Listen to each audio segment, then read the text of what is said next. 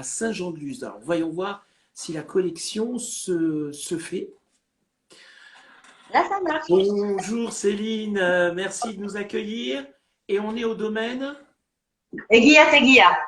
voilà, bien particulier. C'est un domaine donc qui vinifie et élève le vin en mer dans la baie de Tout à fait. Saint-Jean-de-Luz à 15 mètres de profondeur, si mes souvenirs sont bons. Exactement. Voilà. Alors Céline, raconte-nous un peu l'histoire des Gatelia. Alors, en fait, tout a commencé, c'est Emmanuel Former qui a créé Aiguilla Aiguilla. On est en 2007, mais l'histoire a commencé bien avant dans sa tête, puisque il travaillait à l'époque pour le groupe Moët et Chandon en Argentine, à Mendoza exactement. Et là-bas, pour faire très court, euh, il était parti en fait pour recréer des conditions de prise de mousse. Alors, ce qu'on appelle la prise de mousse, c'est tout simplement le fait de créer de l'effervescence, hein. Il a été parti pour refaire de la prise de mousse en fait en cuve, en grosse cuve. Pour des raisons humaines et aussi d'écologie, ça n'a pas fonctionné. Par contre, lui, il est resté dans l'idée de créer une prise de mousse d'une manière différente.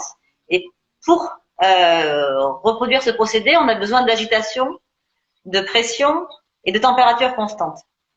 D'où Et en l'idée, fait, d'où l'idée d'immerger des voilà. Et il s'est dit, quand il est rentré au Pays Basque, parce qu'il est, toute sa famille est ici, il s'est dit, mais pourquoi pas faire directement une seconde fermentation alcoolique, parce que c'est ça la prise de mousse, faire une seconde fermentation alcoolique sous l'eau, ici, dans la baie de Saint-Jean-de-Luz, à 15 mètres de profondeur. D'accord. C'est ce qu'il a testé en septembre 2007. Ça a fonctionné. Et ensuite, il a breveté. Et après, pendant 6 ans, il a fait des recherches pour arriver aujourd'hui aux résultats que l'on peut mettre sur le marché. Alors, pour revenir un tout petit peu en arrière, puisque c'est en 2005 ou avec un ami, je pense, qui était spécialiste dans les sols, Ah, ça n'arrive pas. Ouais. Alors, en fait, ça, c'est Airlight, ça. C'est pas du tout Ouais, la vinification sous-marine, hein. d'accord. Alors, j'essaie de pas mélanger les deux parce que les gens confondent beaucoup. Ouais, Euh, pour faire très très court, encore une fois, on a un vignoble sur la Corniche qui s'appelle Airlight, ça veut dire la Corniche en basque, hein, c'est du basque. ouais. Où là, on a 2 hectares de plantés, tout à fait, en chardonnay. Mais ce vin-là n'est absolument pas vinifié sous l'eau. Au tout D'accord. départ, tu as raison, au tout départ, le but était de mettre ces raisins sous l'eau, enfin ce vin. Mais il s'avère qu'on est sur des rendements minuscules, on est vraiment sur un vin, c'est même pas de garage, c'est vraiment un petit coin du garage parce qu'on est sur du 4-5 hecto-hectares. Et du coup, il a sa propre personnalité et ses propres arômes. Mais c'est pas du tout la vinification sous-marine, hein, ça, Voilà. absolument pas. Donc après, c'est là où l'idée de vinifier sous l'eau, sous la mer est venue. Donc là, c'est ça, hein? Oui, oui, en fait, l'idée est venue quand il est parti de Mendoza. Et, il a planté des vignes dans ce but-là, mais finalement, ces vignes s'avèrent qu'elles ne vont pas aller sous l'eau du tout, et qu'il a fait des tests avec d'autres cépages et d'autres partenaires que l'on a dans le Gers et en Navarre. D'accord. Alors, euh, on va commencer pour le blanc à déguster. Hop, je fais voir la bouteille. Voilà, où on est sur. Ça fait sourire. J'adore cette bouteille, elle est très jolie surtout. On est sur un blanc qui est très très aromatique, vraiment. Alors, franchement, Alors, je vais t'en parler un petit peu. Le blanc que tu as, donc, c'est la gamme Dena Della. Donc, la gamme Dena Della, c'est une gamme qui est partiellement immergée. On est sur 2 cépages sur cette gamme-là. On est sur de 50% uni blanc et 50% colombar. Donc, nos partenaires, là, arrivent du Gers sur ces vins-là, élaborent le premier vin, tout simplement. Et ensuite, nous, on va faire venir le vin chez nous à Socoa, donc juste au bord de la baie de Saint-Jean-de-Luz. Et là, on va non filtrer, c'est très important. Et c'est là qu'on va mettre le vin dans nos cuves en polymère, spécialement conçues pour la vinification. Alors, je prends juste le téléphone 30 secondes pour euh, montrer. Les cuves, c'est ça. Voilà, voilà, tout simplement. ce C'est sont les les cuves que l'on voit ici. Voilà. Alors, je suis pas très douée avec le téléphone. Non, mais on a bien vu. On a vu que ce sont Pas ça marche. qui sont immergés, on les a bien vus, il n'y a pas de problème, Voilà, Céline. donc on met le vin à l'intérieur, on ajoute une liqueur de tirage et ensuite on va les immerger à 15 mètres de profondeur. Donc c'est ce qu'on voit à l'écran qui est juste derrière moi. Et là on voit les cubes en fait sous l'eau. Donc là on a eu une seconde fermentation alcoolique qui s'est faite. Donc là, on voit très bien les cuves. Je vais mettre aussi, ça me coupe sur pause. Le gaz carbonique, ici, le gaz carbonique a fait gonfler la cuve. Donc nous, on va les accrocher au fond de l'eau pour pas qu'elles repartent, hein, tout simplement. Et ensuite, on va se servir de l'océan comme une énergie complètement naturelle qui va sans arrêt balloter nos cuves. Et ce qui fait que ça va créer sous l'eau cette autolyse, donc destruction des levures, qui va libérer tous les profils aromatiques des cépages que nous avons sélectionnés. Alors là, c'est vrai qu'on est sur un vin qui est au nez très explosif, très agréable et très plaisant à déguster. C'est vrai que là, je suis sur une température vraiment qui est très bien. Là, on est sur un vin vraiment de plaisir, avec des amis, convivialité autour d'une table pour l'apéritif. Ça, c'est quelque chose que je vois très bien. Pour les huîtres, pour les fruits de mer en entrée, ça, c'est extra, quoi. Donc en fait, si je comprends bien, et vu les arômes que tu me donnes, tu es sur une température 4-6 degrés. C'est ça? Voilà. Parce que quand tu vas laisser, et ça se fait vraiment sur le blanc, ça, hein, quand tu vas laisser la température augmenter, tu l'as déjà fait, on l'a fait un petit peu quand tu es venu au chien la dernière fois, Ouais. mais quand tu vas laisser la température augmenter, tu vas avoir les arômes qui vont également évoluer vers plus de fruits exotiques. Chair blanche, vraiment des style pêche, et ensuite ça va partir vers les fruits exotiques. Et c'est ça la particularité de ce vin, c'est justement qu'on part sur quelque chose d'hyper acidulé, très citronné, hyper agrume, pour finir quasiment son ananas, quoi. Et c'est vraiment extraordinaire dans ce type de vin. Mais vraiment sur le blanc, ça se fait vraiment sur le blanc. Donc là, je vais le laisser monter un peu en degrés pour m'orienter sur cette cuvée bien particulière. Arta. Que j'adore, c'est un de mes coups de cœur. Et ça, alors, la couleur. Mais en silencieux le portable. Alors, pas mettre en là, silencieux. on est sur un vin qui n'est pas filtré. Alors, excuse-moi, j'ai pas entendu du coup. Je disais, voilà, explique-nous la particularité, la couleur du vin. On est sur un vin qui n'est pas filtré et on peut voir, si je me débrouille bien, alors, je ne voudrais pas renverser la bouteille, hop, mais à la caméra, on peut voir que nous avons du dépôt. Voilà, on a la lie effectivement tout à fait au fond de la bouteille. Donc, Arta, on en a parlé, c'est quelque chose qui, moi, me touche toujours beaucoup sur ce vin. C'est-à-dire que pour moi, Arta, je ne le considère pas comme un vin. C'est-à-dire que quand j'en parle, quand je le fais déguster, je demande aux gens de sortir des sentiers battus, de pas penser à ce qu'ils vont boire, juste de se laisser envahir par une émotion. Parce qu'on est vraiment sur quelque chose de complètement différent, aromatiquement et même au niveau structurel, puisqu'on est sur un vin qui n'est absolument pas filtré, c'est ce que tu es en train de boire. Et donc, on a un léger… Alors, c'est pas un vin naturel, ce qu'on appelle un vin naturel. Pas au sens où moi je l'entends en tout cas. C'est-à-dire que le vin a subi plein de transformations naturelles par l'océan, effectivement. Mais vraiment, ça va lui conférer des arômes qu'on n'a absolument pas l'habitude d'avoir. Donc, je te laisse juste me dire, je vais expliquer un petit peu ce qui se passe, mais je vais te laisser donner un petit peu ton sentiment.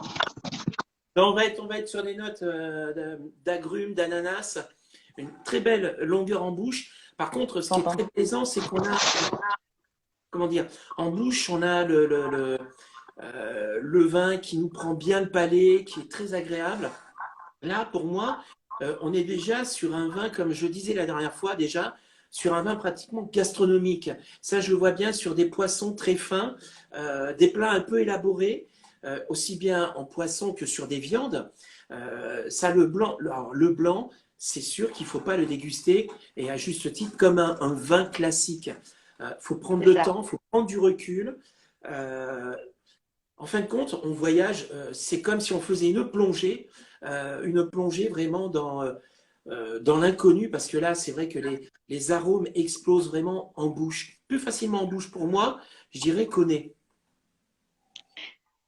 Et tout l'intérêt de cette gamme Arta, donc tu l'as bien dit, c'est-à-dire que c'est une gamme qui, en général, est plutôt servie chez les gastros ou les étoilés, ou alors les particuliers, hein, parce que les particuliers aiment bien aussi, parce que c'est justement quand c'est servi par des restaurants qui font beaucoup d'accords mets vins, à savoir tu sais pas ce que tu manges, mais tu sais pas ce que tu bois. Et c'est vraiment étonné, et ce qui est merveilleux pour un producteur, hein, comme nous, c'est justement de voir que les chefs de ces beaux établissements s'approprient ce vin et travaille un plat autour du vin. C'est-à-dire qu'on ne va pas le dénaturer, par contre, on va créer le plat pour le mettre en valeur et pas un plat et on va chercher le vin qui va l'accompagner. Et ça, c'est merveilleux. Quand tu crées un vin, c'est merveilleux justement d'avoir cet esprit que les gens ont compris en fait ce que tu veux faire passer dans ton vin. Alors, ce qui est très intéressant, c'est que plus on va dans la dégustation, plus on s'imagine ce vin avec du fromage. Je vois bien avec un dessert à base de mangue. J'imagine bien avec de la passion aussi. Franchement, on peut aller très très loin dans la découverte. Alors, il a été servi. Moi, j'ai eu la chance. J'ai un métier où je suis très très malheureuse parce que je vais manger que dans des gastros et des étoilés et des belles brasseries. C'est très compliqué. Et j'ai eu la chance de faire plusieurs animations dans ces beaux établissements. Et justement, avec les chefs, on travaille des recettes de cuisine. Et une qui m'avait vraiment étonnée, d'ailleurs, c'était au bistrot du Sommelier à Paris chez Philippe Forbrac. Et on avait travaillé avec son chef. Il avait servi Art à blanc avec des couteaux et des coques, mais juste revenu avec un peu de beurre de persil, avec un petit vinaigre à la mangue dessus. Et c'était, on avait ce côté iodé qui ressortait par les fruits et par le vin, et c'était juste fabuleux, quoi. On s'est laissé emporter. Après, ce ne sont pas les plats les plus compliqués qui sont Non, forcément les plus expressifs. C'est vrai que ne serait-ce qu'un produit cuisiné le plus naturellement possible, c'est ce que j'adore, mais ça, c'est vrai que c'est un délice. C'est vraiment un délice. Alors, on va aimer ou on va pas aimer la proposition que je vais. J'imagine bien avec un foie gras mi-cuit, mais cuit au congélateur par le froid. ah oui. C'est-à-dire on va avoir vraiment le gras, on va tout avoir, on va être sur un foie très onctueux et avec ce vin, ça va être vraiment un mariage subtil. Pas besoin de rajouter du sucre sur ce foie, juste salé poivré, ça serait un délice, quoi. Mais en fait, c'est ça, c'est ce que j'explique. Bon, on essaie, par le biais de ces vins, on essaie aussi de faire comprendre à nos clientèles, alors que ce soit les clients pros ou les clients particuliers. Et on a quelqu'un qui le fait hocher lors des visites. On fait des visites à corps mes vins pour expliquer justement l'intérêt de la simplicité. On fait des produits très très simples, donc presque monoproduits, pour accompagner nos vins, pour expliquer l'interaction qu'il y a entre un vin et un plat. Et tu le dis très bien, c'est-à-dire que nous, on est, alors particulièrement sur les blancs, parce que tu es en train de déguster les blancs, donc on est vraiment sur quelque chose qui est sur les agrumes, donc ça peut un petit peu sur l'acidité. C'est vraiment ce qui va ressortir. Donc en amenant du gras, que ce soit par le jambon ibérique ou par de la charcuterie ou Tout à fait. même les huîtres, parce que les huîtres c'est assez gras ou du saumon, mais en fait on contrebalance cette acidité et on n'a plus que le fruit du citron sans l'acidité et le goût de l'aliment sans le côté gras. Et c'est vrai que les deux ensemble fonctionnent super bien. Alors, on va pas se mentir, Céline. Quand je suis venu à Saint-Jean-de-Luz, c'est vrai que quand j'ai commencé à déguster d'Anadelia. Et j'ai eu du mal. J'arrivais pas à mettre des arômes, j'arrivais pas à rentrer dedans. Là, je suis en train de me régaler. Euh, voilà. Je tenais à le Mais c'est préciser. bien, regarde-toi. Et la dernière fois, hein, j'ai pas été Mais en fait, le problème, ressenti. Voilà, tout simplement. mais c'est bien de le dire et de l'avouer parce que moi je mets les gens à l'aise. Alors encore une fois, c'est plus avec Arta parce que Arda c'est hyper déroutant, quoi. Tout à Mais fait. je mets vraiment les gens à l'aise avec ça en disant vous avez le droit de pas aimer parce que vous n'avez pas de référence. Et quand on n'a pas de référence, c'est compliqué de savoir où on en est. Et nous, c'est ce qu'on cherche en fait avec Guilla Teguilla, c'est de déstabiliser au possible. Ça plaît pas, c'est pas grave. C'est notre façon en tout cas de communiquer et c'est notre ADN. Quitte à faire une vinification brevetée, unique au monde, autant bousculer les habitudes aussi, même en termes de dégustation. On l'assume complètement. Alors, ce que j'adore, c'est quand j'ai discuté après avec Emmanuel, il a dit quelque chose que j'ai bien aimé. Il est là où on ne l'attend pas. Et c'est vrai qu'effectivement, quand on fait la dégustation, on n'attend pas sur ce point-là. Alors, on va déguster maintenant, enfin, je vais déguster maintenant le rosé. Le rosé, le fameux rosé. Alors, le fameux rosé, parce que là, c'était pareil, c'était un autre de mes coups de cœur. Tu dégustes pas, Céline? Ah, Je vais, je vais chercher un verre alors. ouais, parce que Je vous regarde, je laisse la télé 2 secondes. et comme ça, on va les laisser regarder un peu la vidéo. Alors, comme je disais tout à l'heure, quand je suis allé au chai déguster, j'avais beaucoup de mal à rentrer dans cette dégustation avec le vin blanc, le premier. Et là, je suis en train vraiment de me régaler. Comme elle n'écoute pas, c'est très bien. Hop. Alors, Moi, je suis sur des Nadella rosé, du coup. Vous voyez, rien que la couleur des deux, on voit là, bien la différence.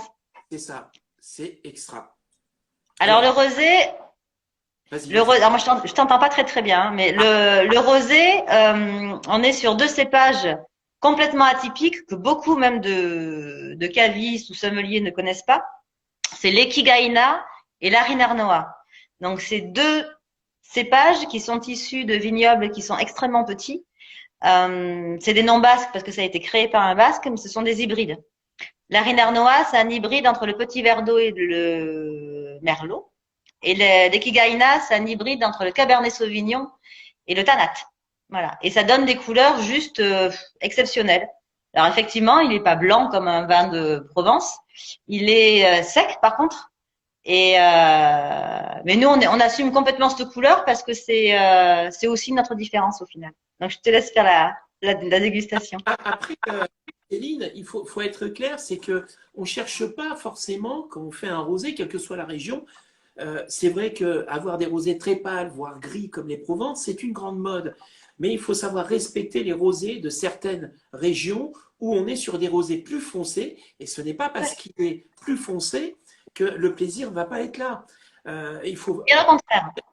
bien au contraire. Là, alors, alors celui que tu dégustes, j'avais trouvé des notes de bonbons anglais, c'était très gourmand, c'était très agréable. Alors quand je dis gourmand, ça ne veut pas dire sucré, hein, qu'on soit d'accord, j'insiste. Là, celui-ci, c'est toujours pareil. Hop, je ne sais plus si j'ai fait voir la bouteille. La remonte, voilà. Alors là, on va être vraiment sur des notes framboises, un peu cassis. Hmm. Toujours pareil. On a très belle structure, un très bon équilibre. On a ce petit goût de fraise des bois en fin de bouche. Alors ça, je l'imagine, oui, je l'imagine Oui, très... alors on va juste se déplacer dehors parce que du coup j'ai des gens qui rentrent dans le chez Va sur parce la qu'on n'a pas terrasse, fermé. va sur la Non, terrasse, non, je suis en direct, c'est pour ça. On va les déplacer, on va juste aller sur la terrasse, pas de d'accord? problème. Comme ça, on va profiter de la vue sur En la plus, terrasse. il fait beau, on va profiter. Voilà, on va pouvoir vous faire voir un peu le Ouais. paysage. Donc comme ça, on pourra donner également l'adresse pour aller leur rendre visite, faire la dégustation et surtout pouvoir le découvrir et acheter. Alors là, Céline, je ne sais pas si tu vas trop loin sur la terrasse, mais ne va pas trop loin, ne va pas sur la plage parce que là, on n'aura plus de connexion.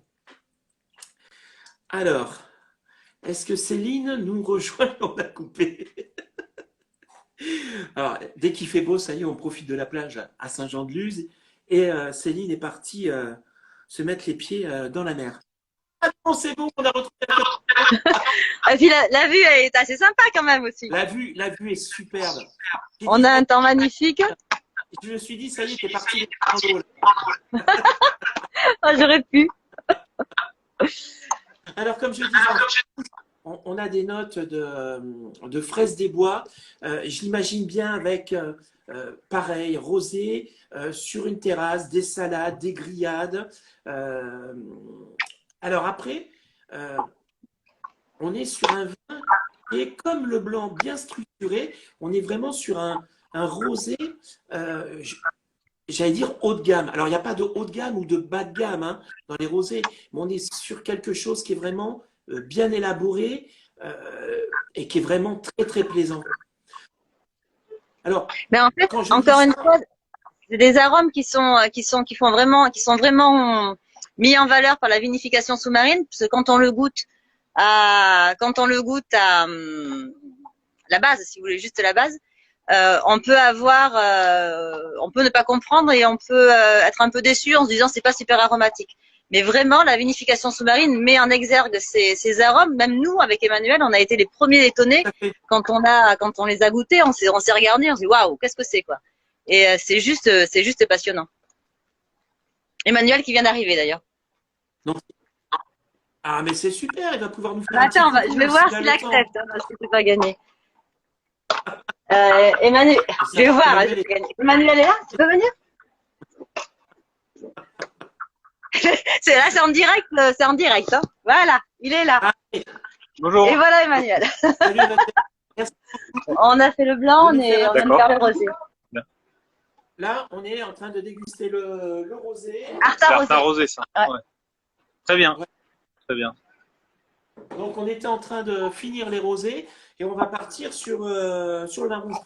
Euh, Emmanuel, est-ce que tu veux nous raconter un peu qu'est-ce qui t'a emmené à venir à Saint-Jean-de-Luz? Moi, c'est l'histoire dès l'âge de 8 ans qui m'a beaucoup marqué. Et Ouais. ça y est, il a pris la caméra. Et Ah, j'ai la caméra. l'histoire, je la trouve fabuleuse. Donc, raconte-nous un peu ce qui s'est passé dans la tête d'un enfant de 8 ans pour basculer vraiment à 30 ans, revenir au pays et faire ceci.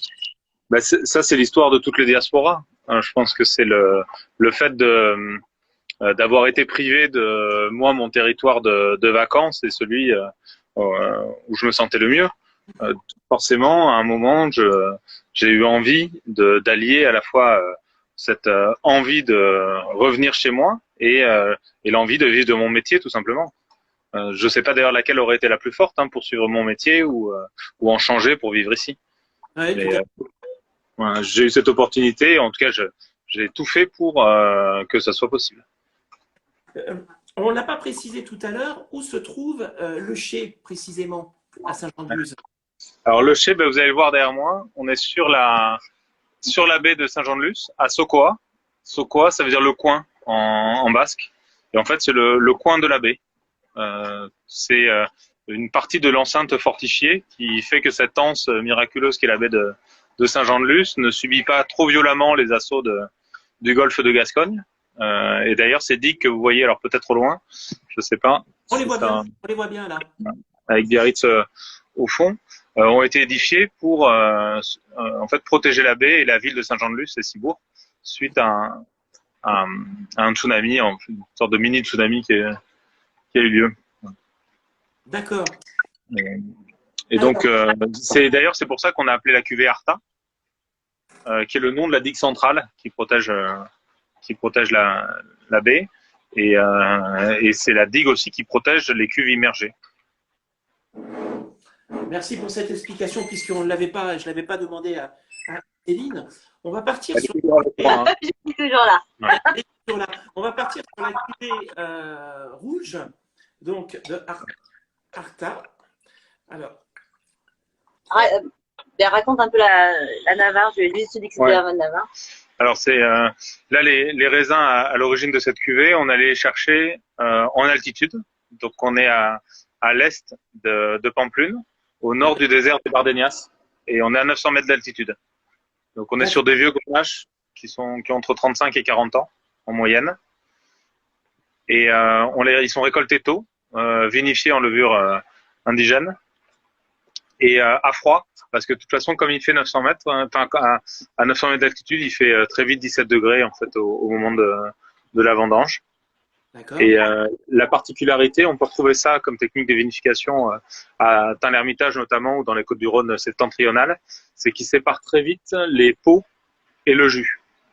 Ce qui fait qu'alors techniquement c'est à 1060, mais au deuxième, troisième jour de fermentation, en fait, donc à 1060 de densité, ils vont faire ces écoulages. Et moi, le grenache, c'est que c'est un cépage qui peut être très vite oxydatif. Et ça, c'est tout ce que je voulais pas. Et je voulais vraiment, en fait, un jus très tendu, très cerise fraîche sur l'arbre. Euh, et surtout, moi, techniquement, pour la fermentation sous l'eau, à la fois, il nous faut des vins, on va dire, peu alcoolisés, même si celui-ci est quand même assez élevé. Mais je voulais surtout un pic aromatique et donc qui corresponde à des degrés d'alcool relativement bas. Et ça, on l'a avec des nuits froides avant vendange. Je dirais qu'on est sur une bonne moyenne. On est à 13,5 degrés, donc c'est pas très très élevé non plus. Ben, pour l'Espagne, c'est peu. Oui, oui, En fait. effectivement. On tourne généralement à peu près à 15, quoi. Ouais, c'est ça. Et pour un... Hmm. Alors ça, c'est vraiment très très très plaisant. hein, vraiment des notes de cassis, de mûre, de cerises, de cerises noires, comme Céline m'expliquait la dernière fois lors de ma visite. De cerises noires, on a l'impression qu'on est en train de croquer la cerise. C'est vraiment très, très plaisant. Et là, vous êtes sur Arta rouge, hein? Ouais. Ouais, Ouais. c'est ça. Parce que autant je trouve que sur Denadella, on est plutôt sur un fruit frais sur l'arbre. Voilà. Ouais. Et Arta rouge, c'est vrai qu'on est sur de la cerise noire, limite kirsch, pas de la cerise hyper, hyper mûre. C'est ça. C'est vraiment Ouais. très, très plaisant. Ça, c'est gourmand. C'est. Et le gaz te dérange pas? Pardon? Le gaz, parce que c'est important de dire que dans Arta, les vins sont légèrement perlants parce qu'on ne sulfite pas. Il n'y a pas de sulfite ajouté dans nos vins, ni Alors, des ni Arta. Mais et- par contre, ça peut déranger. effectivement, quand on sert le rouge, on a cette petite mousse. Franchement, moi, ça me gêne pas du tout. C'est pas Alors, gênant. ouais. Moi, c'est ce profil de vin-là, c'est ce que je faisais à un moment quand je travaillais en Italie, et j'aime bien ce côté un peu spumanté. Et de toute façon, il peut disparaître aussi à l'agitation, très simplement. Nous, l'avantage, c'est que il nous protège en fait naturellement de l'oxydation. C'est pour ça qu'on n'a pas de vin sulfité, mais on a aussi des vins qui se conservent grâce à ça. Je pense que je vais revenir vous voir parce que Pourquoi? va falloir. Pourquoi? Parce que je pense que Jessica Arnois, qui est une sommelière québécoise avec qui j'ai fait un live il n'y a pas très longtemps, que je salue au passage, je suis sûr qu'elle va adorer ça. Elle est toujours à la recherche de choses très particulières en dégustation et c'est que du plaisir. Quand j'aime vraiment, je l'exprime. Comme j'aime moins ou j'ai des difficultés à déguster, je le dis aussi. Mais franchement, c'est du plaisir, c'est du bonheur, quoi. Voilà. Donc, vous allez me revoir. Vous, hein. C'est que tu vois, quand je te parlais d'émotion au tout début du poste là, c'est ça. En fait, tu es l'exemple parfait de ça. Ressentir des choses.